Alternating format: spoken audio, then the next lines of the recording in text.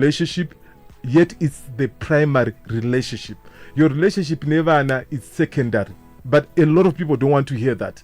Because the way we are attached kuvana vedu, the way we are attached kuma parents edu, I'm not saying let's not love them. We must love them, but it's important for us to prioritize the covenant relationship, because you're in a covenant with your spouse and not your child and not your siblings and not your parents. It's a covenant relationship. Therefore, it's the highest form of human relationship. Let's not take that for granted.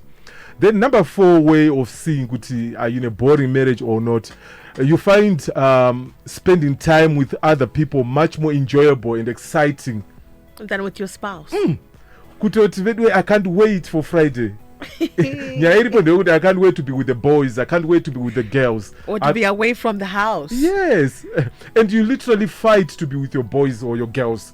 Pantuta Wondo every Friday. Eish. I know there's someone who's tuned in, and I'm sure this is true, in the situation that they find themselves in. Because you literally fight to just be away from your family, and yet you claim that your family is the most important thing to you. You can't wait to be with the boys. You can't wait to be with the girls. You have had more date nights with the boys instead of your spouse. You have had more date nights with your girls instead of your spouse. If I will ask you today, if I were to ask you, Kuti, how many times this year, we are now almost 3 months into the new year, how many times have you gone out with your spouse on a date night? And on the other hand, how many times have you gone out with the boys or with the girls? You find every Friday you've gone out with the boys, but you have not gone out with your spouse. And I'm saying let's correct that. Let's correct that. In fact, the only time you and your spouse have eaten out is at a funeral. Yee. It is so sad. Your spouse cannot even recall when was the last time we ate out. They can only remember my funerals. It's wrong. That has to be corrected. Then another way, number 5, is you wish you could change your partner or your relationship. I know there are a number of couples or people rather that are in a marriage setup that actually think about this. They fantasize, only that they don't get to verbalize it. But you know what, if I had an option to change a spouse, I think I would change. There are people that think like that. There are people that fantasize or I could have married my ex. There's also that. Yes, there are people that think like that. There are people that think like that. Swap and top up. People will just do the same with their spouses. There are people that think like that because they find themselves in a boring marriage, in a experiencing what you call relationship boredom. So it's really cool. And number 6, you actually feel like you have nothing in common. When you get to that stage where you feel like you have nothing in common, then it means that your relationship is boring because there's nothing exciting that you can do together. Do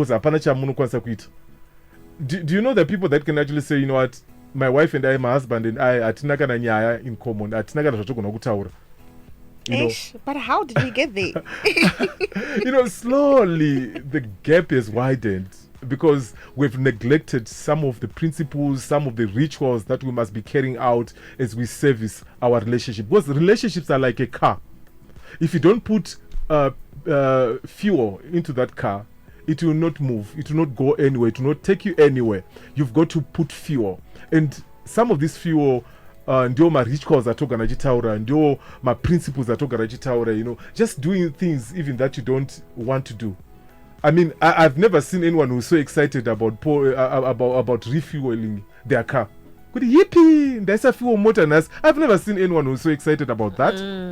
So the same applies to our relationships. There are things that are not exciting that we must do in order for us to move the vehicle that is called marriage.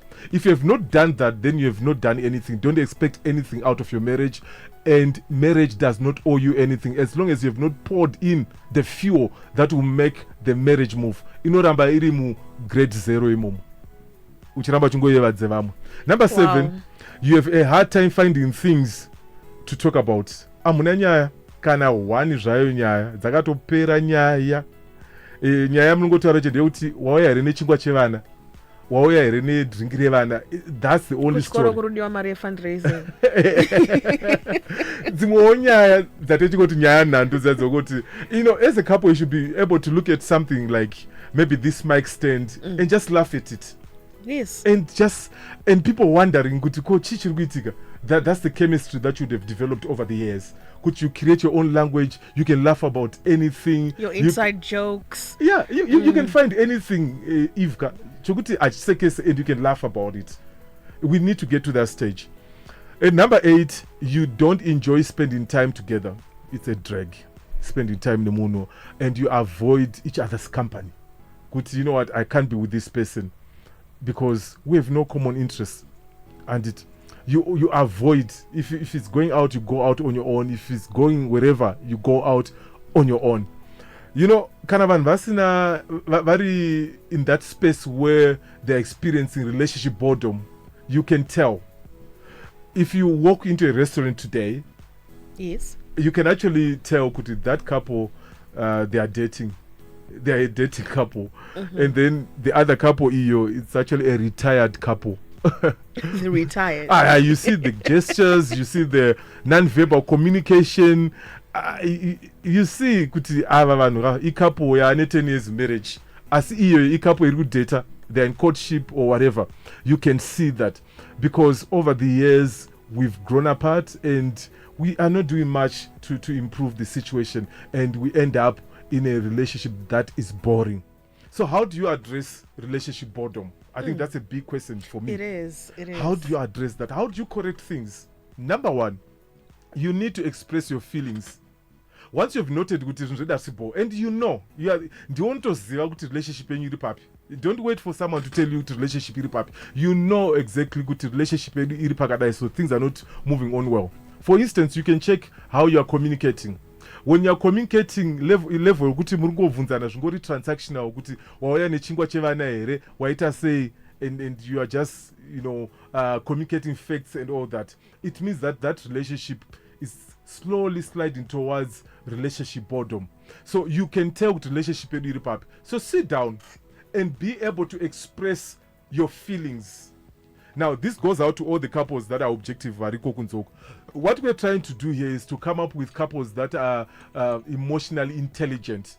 Couples that are able to sit down and talk about how they're feeling. Couples that are able to empathize. Couples that are able to speak about how they are feeling on the inside. It's a very important relationship skill that you need going forward. So when you sit down, express your feelings. Baby, I feel kuti relationship yedu is not how it was when we started. Punishment was really missing. But when you do that, you've got to use wisdom. And this is the wisdom that I want to share with people. And this is a game changer. Use what we call I statements. Okay. Try not to use you statements. Because the moment you say you are accusing that person and you are discouraging them from sitting down and discussing these important issues with you. Because you have started on on that place where you are accusing them. You are blaming them. So you'd rather take some bit of blame. That's being a peacemaker. You use I statements. Statements like, I feel we are not having enough fun. All right. Rather than accusing someone and saying, you are no longer fun. I no longer enjoy. That conversation won't end well because you started on the blame game. Yeah. Mm-hmm. So wisdom says that, use I statements. That's how you encourage someone. Because this is a big problem with most couples. They will tell you, you know what, my person doesn't want to talk about stuff that we're going through, the challenges, the struggles that we're going through. It's because of our approach. You are the mature one, you are the peacemaker. Make sure that you perfect your approach. And I'm telling you, that will encourage them to speak, that will encourage them to sit down with you and open up and share with you concerning what they are also going through. So use I statements, avoid you statements. I statements, I feel we are not having enough fun. I feel, or rather I miss spending time with you. Statements like that. So let's express our feelings. Then number 2, secondly, what we must do. when we're at that platform where we are talking, listen also to your spouse. Achitauro, their perspective. Listen to them. Take time to listen to them. A good communicator is that person who's also able to sit down and listen actively. You need to be an active listener. An active listener, they don't interject. They also empathize. They take some time to wear the shoes of their partner while they're in their shoes. So be objective, listen to them, and that will help. Try to understand them, where they are coming from. It could be good we are not having fun, the relationship is now boring because one of us is actually overwhelmed by work. So you've got to listen to them and you understand them as they try to explain things have changed. Okay. I now have this position and I now have all these responsibilities that I'm taking care of. Yeah. So pamwe pacho, you just assume they are no longer fun or they are not interested in fun. But sit down, listen to them, what they are going through. Once we are going through what, and then try to navigate around whatever challenges that they're facing. Then number 3, find a way to break up some old daily routine and just try to spice up things. But it's not every day. You're not every day urukumuka. It's a pattern. It's a pattern and life becomes boring. Try to break that pattern. Pamopacho, just try to run away from the kids. Pamopacho is because parenting can also be a full-time job. But Pamopacho, I'm a firm believer in the practice, or rather in the principle, Vanakwagogo weekends principle. Okay. Vanakwagogo. It's a beautiful principle. Then you have time to yourself so that you break that boring routine. Saturday, it's so predictable. Saturday, yes, just to be spontaneous. So just and let's try to to give attention to our primary relationship. Then, having said that, if we need to budget for it. Oh yes. If you're going to have fun, you can't just sit there and say, "I want to have fun. I'm tired of a boring relationship." And there's no budget for it. It doesn't work. And I'm speaking to the savers out there. Because my savers, my relationships, they don't want to hear anything about saving. They would rather be in a boring relationship and have loads of money in their savings account. No, let's have some fun. All play and no work is boring. What is the reason why we're going to work? What is the reason why we are working hard? Let's put something aside, something that is reserved for fun. Fun will not just come. It has to be budgeted for. We have to put some resources towards fun. Not just money, even time, Cheche. Gati say, let's set aside time for that. Then number 4, pursue new interests and hobbies. We've been married for 30 years, 40 years, and we still are stuck to the old hobbies. I'm not saying the old hobbies are bad, but I think it's also important for you to find out if there are other new hobbies that you can pursue as a couple. But sometimes, guys, not to bond as a couple. When you're pursuing something new, when you're doing something new, it's so exciting. You have broken that monotony. You're always stuck in the old. Try to do things differently. Try to pursue new hobbies. When I started out in our marriage, named Wangu, we had no clue to mama hobbies. House viewing, and now that has become one of our favorite. And hobbies. It's your bonding time. Yes. You're just strolling and walking in your hood. It's a good thing. Because many people think when we talk of vacation, we're just talking about going out there in the safaris, in the bundu and all that. You can actually do a city vacation. You can go to Mungo Tender town, Mungo kuti ndokuna kakuvi kwacho ndokuna chinoi kwacho muchikotenderera. It's good. You just need that at some point. So it's important for us to just create new hobbies, find something that we both enjoy, but at the same time we must also agree kuti my personal interests are now as well, personal hobbies. It's unfair for us if to say kuti now that we are in a relationship, now that we are married, you say farira. Oh, that'll make me miserable. Yes, because there are some people that actually find strength, they are rejuvenated when they are pursuing their own personal hobbies. True. So the same energy that they get there, they also bring it into the relationship. But if you cage them, that person is going to be miserable the whole day. But they are miserable because they are not being able to do what they want. They are not being able to pursue what they want. So you must also allow your partner to pursue their own personal interests. It's very important. Why? Because they are also practicing. When they're doing that, they're practicing self-care. But I mean, mental health is real. It is very real. Yeah. So give them some bit of space, some bit of time to do what they want, what they enjoy. And also there are some spouses that also enjoy that personal space simply because they grew up doing that. So you can't just change them. And how much it's also about personalities. That hobby, that thing that they're pursuing, it lines up with their personality. So you can't say or force them rather to be not what they are. So try as much as possible to encourage them, because that can be actually a relationship booster. When one is happy in their own personal space, they are also going to be happy in your marriage. But what we promote is we want you to do stuff together. If you can, hit the gym together. If you can, go to the gym together. If you can, do all those nice things together. Then number 5, this should be the last one because of our time. Yes. Be playful.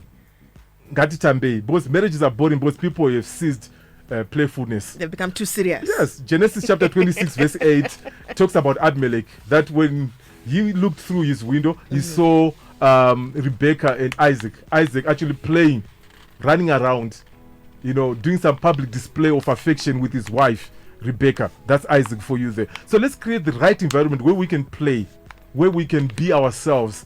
It is important that we do that. But also let's exercise fair play.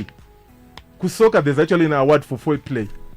That time because there are some people that are rough. Oh, yes. You don't enjoy being in their presence because any minute rough. Then number 6, create a bucket list for your relationship. Come up with a list of the things that you want to do. Number 7, schedule fun time. Let's have that. Let's create time for that. And number 8, lastly, let's get help. It's okay to seek help from a counselor. Very important. Right. Pastor, hey, I think we need a whole 3 hours. Sure. It's always a pleasure hanging out with you. I know there's a number of people here that keep asking, one-sided, Pastor? One-sided. Tell you what, you can get in touch with the pastor. Yes. On what number again? On 0773 000 0773 000. Send me your name, your marital status, and your town. Your name, marital status, and town. Married by Simba across all social media platforms.